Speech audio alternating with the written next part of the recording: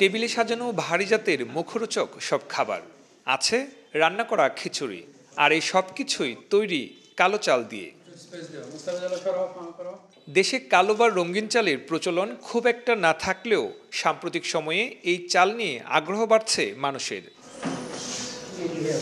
বিষয়টি প্রাধান্য দিয়ে রঙিন চালের চাষ পদ্ধতি, ফলন ও পুষ্টিগুণ নিয়ে গবেষণা করেছেন বাংলাদেশ কৃষি বিশ্ববিদ্যালয়ের ফসল উদ্ভিদ বিজ্ঞান বিভাগের অধ্যাপক সুলাইমান আলী ফকির ও তার দল।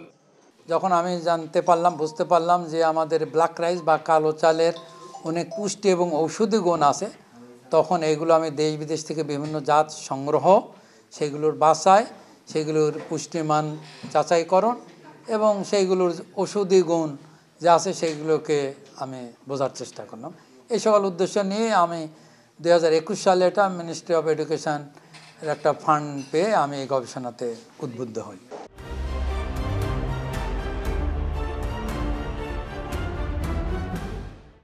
এই চালে প্রচুর পরিমাণে প্রোটিন, আঁশ, আয়রন এবং ভিটামিন বি পাওয়া যায়।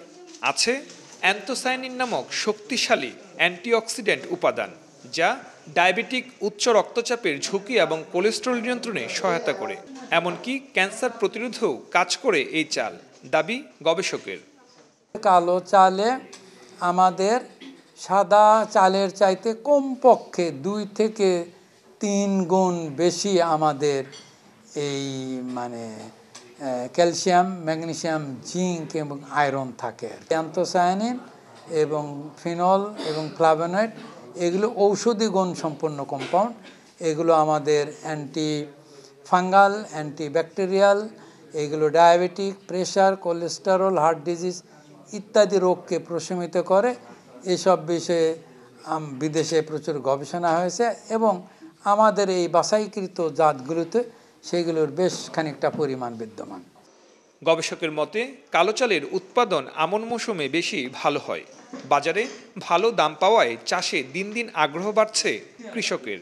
তবে দেশব্যাপী ছড়িয়ে দিতে সরকারের সহযোগিতা দরকার বলে মনে করেন সুলাইমান আলী ফকির। চালের ছাঁটার যে ব্যাপারটা, এটা খুবই গুরুত্বপূর্ণ। আমাদের অটো রাইস মিলে যে চালটা খায় সাদা, এখানে প্রায় পুষ্টিগুণের যে আবরণটা এটি পশুখাদ্য হিসেবে চলে যায়, ভুসি যাকে বলি, ইংরেজিতে বলে ব্রান।